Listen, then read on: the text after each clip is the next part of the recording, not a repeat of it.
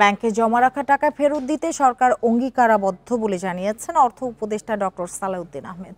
দুপুরে ব্রাহ্মণবাড়িয়া নবীনগরে উপজেলা পরিষদ মিলনায়তনে মতবিনিময় সভা শেষে সাংবাদিকদের একথা বলেন তিনি। অর্থ উপদেষ্টা বলেন, দেশের খারাপ ব্যাংকগুলোর পুনর্বাসন করার চেষ্টা করছে বাংলাদেশ ব্যাংক। ইসলামী ব্যাংক তার একটি বড় উদাহরণ। বান্ডেল থাকলে প্রতি সেনমানিতে টাকা বাঁচবে। বিকাশ সেনমানি বান্ডেল কিনে জিতুন প্রতি লেনদেনে।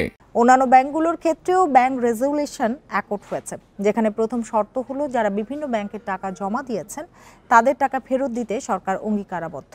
তবে সেক্ষেত্রে কিছুটা সময়ের প্রয়োজন। সঞ্চয়পত্রের মুনাফা বাড়ানোর প্রসঙ্গে তিনি আরও বলেন, মুনাফার হার বাড়ানো হলে মানুষ ব্যাংকের পরিবর্তে সঞ্চয়পত্রের দিকে ঝুঁকবে। এতে ব্যাংকিং খাতে তারল্য সংকট তৈরি হতে পারে।